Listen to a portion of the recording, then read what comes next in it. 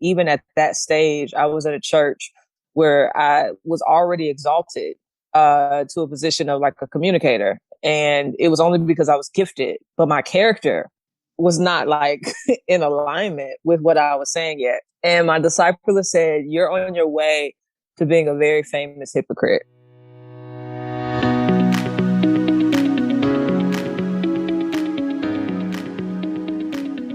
Hey everyone, welcome to another episode of News with Nicola. I'm your host, Nicola AME, managing editor at faithfullymagazine.com. In this episode of News with Nicola, we take a look at a church in Texas that has become the epicenter of a major COVID outbreak.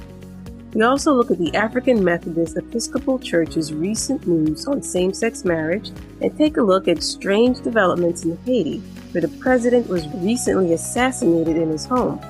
You won't believe who authorities think may be responsible.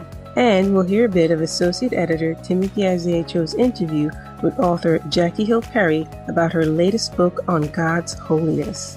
But first, we want to thank you for tuning in to News with Nicola, a brand new podcast from Faithfully Magazine, owned and operated by Faithfully Media. While the podcast is publicly available on various platforms, we provide show notes and transcripts of each episode on the website exclusively for Faithfully Magazine partner subscribers. So if you're not a member, head to faithfullymagazine.com and click the subscribe button. In addition to show notes and transcripts, FM partner subscribers get full on-demand access to all of our content, free digital downloads like our popular e-booklet on critical race theory, a free t-shirt, and much more.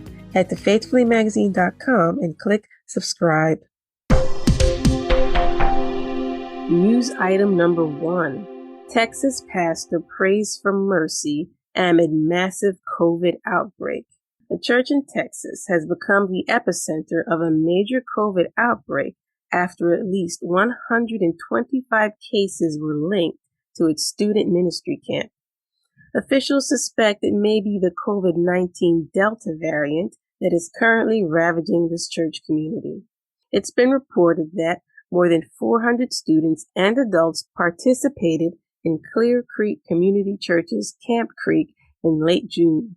The camp is for students in 6th to 12th grade. Lead pastor Bruce Wesley revealed the shocking news in a statement, saying the number of infections were likely much higher because, quote, hundreds of others were likely exposed when infected people returned home from camp. Pastor Wesley, who recently posted a video online of himself pleading for God's mercy and for him to put an end to COVID, revealed in an online statement that his church was closed for at least a second week and was experiencing a, quote, second wave of infections. News item number 2. AME Church maintains stance on same-sex marriage, but launches commission. As reported on faithfullymagazine.com, the African Methodist Episcopal Church has reaffirmed its stance on defining marriage as a union between a man and a woman. Although the historically Black denomination allows LGBTQ individuals to freely attend their churches and hold positions of leadership. At its 2020 General Conference, the AME Church struck down a bill that called for allowing clergy to perform same-sex weddings. The Holy Scriptures do not explicitly forbid same-sex attraction, companionship, love, and marriage, particularly not as it is practiced in monogamous partnerships and is largely understood as today in the 21st century, argued Ravi K. Perry, who proposed the bill. Although the AME Church officially disagrees with the proposed bill, it has agreed to look into organizing a, quote, sexual ethics discernment committee, end quote, that would also invite testimonies from Black LGBTQ Christians. The Reverend Dr. Jennifer Leaf, who submitted the resolution to form the committee, said, quote, I take this as a blessing from on high. It is an opening of a door for so many. There has been silence around our lives, around our identities, and around the ways it is part and parcel of our faith. This opens the possibility for a real, genuine, honest conversation, end quote. The AME Church, which emerged in 1787 when its founders left the Methodist Church due to racism, has more than 3 million members. Other leading historically Black Christian denominations, including the Church of God in Christ and the National Baptist Convention, also oppose same-sex marriage. If the AME Church does happen to approve same-sex marriage at some point, it would join the ranks of other Christian denominations such as the Episcopal Church, the Presbyterian Church USA, and the United Church of Christ, among others. News item number 3. Haiti's president assassinated, evangelical pastor arrested. Haiti's president, Jovenel Moïse, was killed and his wife injured when gunmen attacked the presidential palace in the capital of Port-au-Prince around 1 a.m. local time on July 7th. According to the BBC, Moïse has led Haiti since 2007, and his term had been marked by allegations of corruption and by anti-government protests. The president had also refused in February to end his term and was reportedly working on rehauling the country's constitution. Moïse previously said that the powers of the president needed to be strengthened, according to Reuters. After his 2017 win, Moïse declared at a religious gathering that he had relied on his Christian faith and found strength in God on his way to the presidency. His wife, First Lady Martine Moïse, was reportedly shot 3 times. She was flown to Miami for treatment, despite initial confusion about her surviving the attack. In the meantime, authorities in Haiti believe more than 24 men are linked to the assassination and have arrested nearly half of them. Among those arrested are 2 Americans who claim they served as translators, while the majority of those arrested had Colombian passports. Needless to say, lots of questions have been raised about this audacious assassination. Primarily, who was the mastermind? Well, Haitian authorities have arrested 62-year-old Christian Emmanuel Sanon, described as a failed businessman, a licensed physician in Haiti, and an evangelical pastor in a report by the Associated Press. Sanon, said to be unknown in political circles in Haiti, quote, once expressed a desire to lead his country in a YouTube video, the AP reports. Although the 62-year-old is a suspect, associates insist he was unwittingly netted into the assassination plot by the actual masterminds.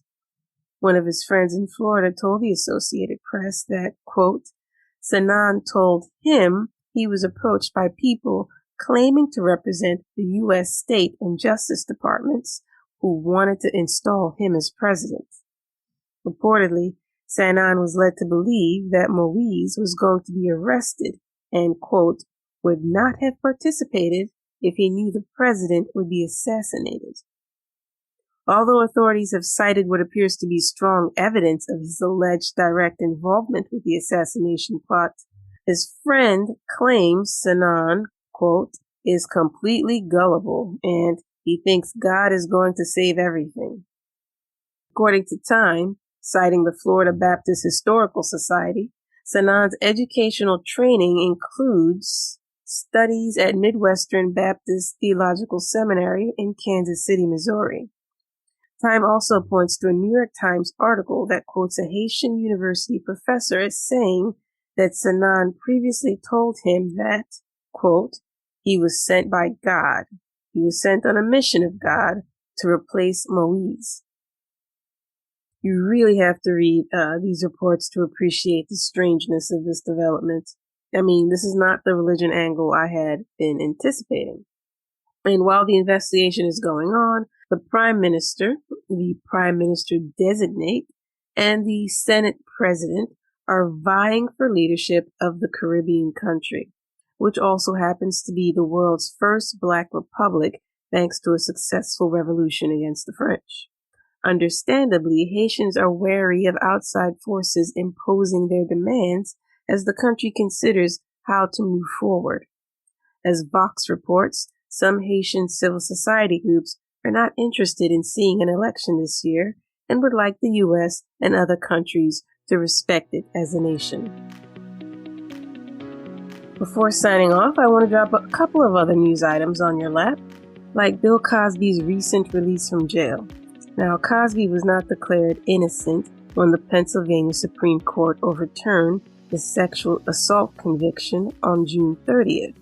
The court overturned his conviction on the grounds that his 2005 confession to having given quaaludes to multiple women he wanted to have sex with should not have been used against him in the 2018 case that led to his conviction. And remember Lola Jones? Well, she's still bobsledding and preparing to take her chances at the 2022 Winter Olympics in Beijing, where she will be representing the U.S., of course.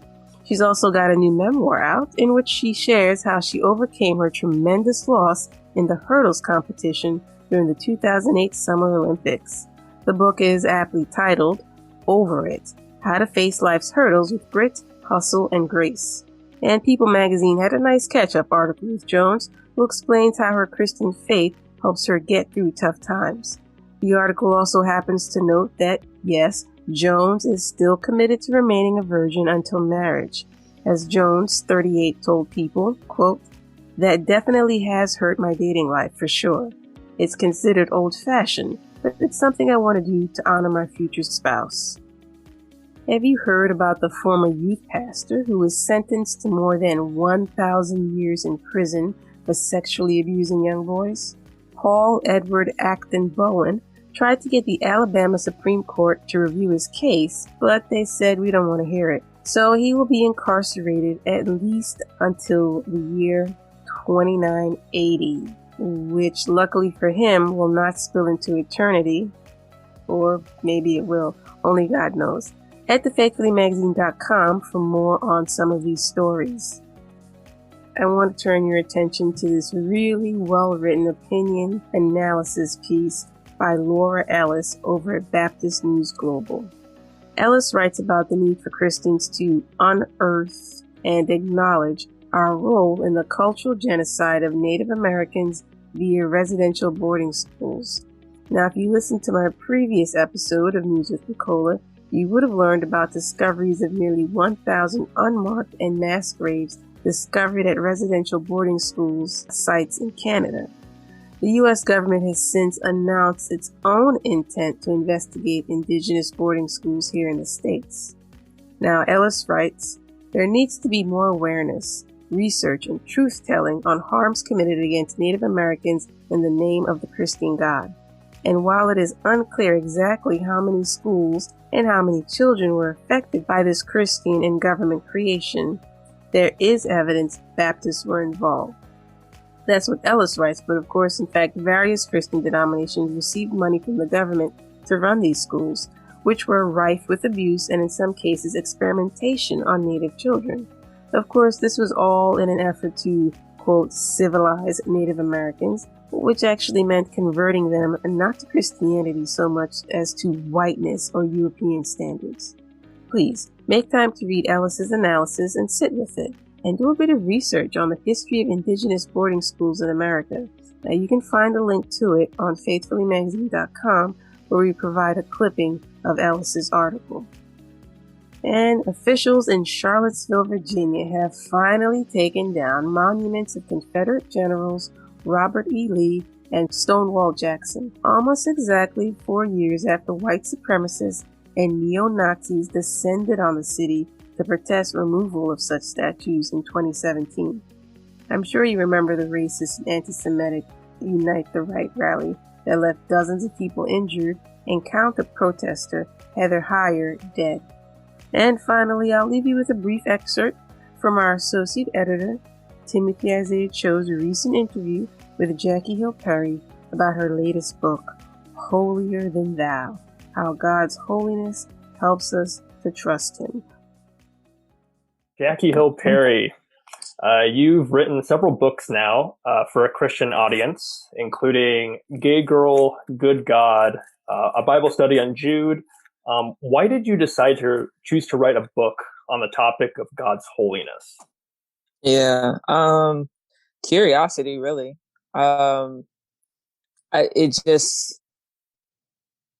It's a topic that intrigues me. It's a conversation that has often discouraged me. And so I wanted to know, man, like if I investigate God's holiness from the lens that I think it should be seen in what will I find? Because as I was reading a lot of books around the topic of holiness, they all seem to just land on sin a lot and God's moral purity, which is a factor and a big deal.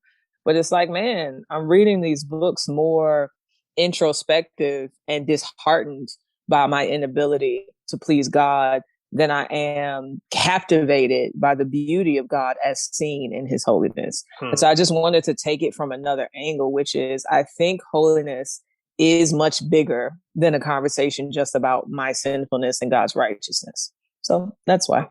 That's awesome. Yeah. And, looking through the footnotes in your book, you definitely reference lots of great historical works on the topic of God's holiness. Can you explain just like who you had in mind when you were writing this book? Like, who did you specifically want to reach? Who did you think would be picking up this book and reading it? And did that shape kind of your writing process of how you wanted this topic to be approachable to them, and so on? Everybody. I want to say everybody, but realistically, I did not have scholars or academics in mind. I think I just had regular Christians who want to know about God and want to trust him more and want to love him more. I think even if I got even more narrow, I think I thought about those who are intimidated by the word and the concept of holiness, but also those who have a misconstrued perception of what that is, and it's led them to be afraid of God, not in a reverential way, but literally like scared of God, where their approach and their prayer life and even their failures just have way more baggage than need be. I think I thought about them a lot, where I wanted this book to be a balm, and I wanted this book to encourage some deep, deep worship. Yeah. And speaking of, misconceptions of God's holiness, what are the common misconceptions that you've seen, just, among Christians, even people outside the church, when it comes to the idea of God's holiness? And why is it important for us to understand his holiness correctly? That's complicated because I think there's a lot, like even depending on the region, I guess one is that I think in secular culture, I don't think his holiness is even esteemed much, not as much as his love is, or his mercy, or his kindness.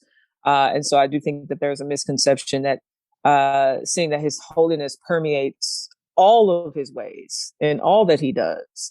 And I wish there was more of a conviction in that. My brain is flat because I'm pregnant. But I think I would just wish there was more emphasis on that, right? I think within the church, there's a ton. I think one that I address in the book is that God's holiness is not pure, just simply his moral purity or his inability to sin or his righteousness, but it's also his transcendence, the fact that he is unique, that he exists differently than everything that exists. And I think that widens the conversation of holiness a ton because it's not just that we're dealing with a being that cannot sin, but we're also dealing with a being that is not needy. We're dealing with a being that is independent. We're dealing with a being who is powerful to the nth degree and will never need anyone to regain it. And so I think that already does something to your faith when you realize I'm dealing with a God that only needs himself to be himself. And so I think that's another one. So yeah, those two things. That's great. Can you share maybe a personal story that you have of how God's holiness moved from being just kind of head knowledge to being something like a heart knowledge to you, where it moved from the intellectual to something you cherished? And how can you also encourage people to kind of make that same movement, rather than just, saying, yes, I believe God's holy, but to really have it shape their faith, shape the way that they live their lives? I thought about this because I feel like there's been a lot of many moments, even while writing this book. But one that really defined my walk was I was a new Christian. I was in LA. And by new, I mean maybe a Christian less than 6 months.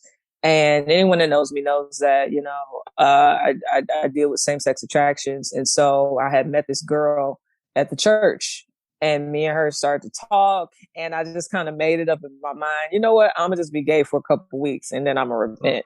That's literally what I said to myself. I would just kick it with her and do what I have to do. And the woman that was discipling me got a bunch of the leaders together because they found out what was happening, and they confronted me about it and challenged me on it. And that wasn't my only thing. It was a lot of my life, even at that stage. I was at a church where I was already exalted to a position of like a communicator. And it was only because I was gifted, but my character was not like in alignment with what I was saying yet. And my discipler said, "You're on your way to being a very famous hypocrite, because you do have an ability to speak well and people will believe that you are living in a way that you're not." And after that meeting, I went outside and I looked at the sky and I looked at the stars. And for some reason, it looked real big to me. It just looked grand. And I remember saying to myself, the God that is calling me to a higher standard made this. And if he made this, he get me. And so it wasn't purely conviction like, God doesn't like what I'm doing. It was, no, like God is calling you to a measure of righteousness that you're not used to, that you're uncomfortable with, but he is big enough to be with you in it. And so I think that moment when I was 19, it did something to my entire Christian faith, where it was like, God is real, God is big, he's serious, but he's also faithful. Yeah. Thanks for tuning into this episode of News with Nicola, where we aim to keep things real, relevant, and faithful. And do not forget, people, no one has sent me an email yet. This is the 4th episode, and I have not seen one email. Please, I want you to talk with me. Tell me what you like about the show, what you don't like about the show, some guests you'd like to have on. Tell me what you're reading, what news items have caught your attention, what new books, movies, music, or shows are you watching and that you think others should check out as well, or, completely avoid. So send me a note at podcast@faithfullymagazine.com. And hey, if you sound like you know what you're talking about, maybe I'll send you an invitation to join me on the show as a guest or co-host. All right, folks, this is Nicola AME, managing editor of faithfullymagazine.com, hoping I'm leaving you informed and inspired. Till next time.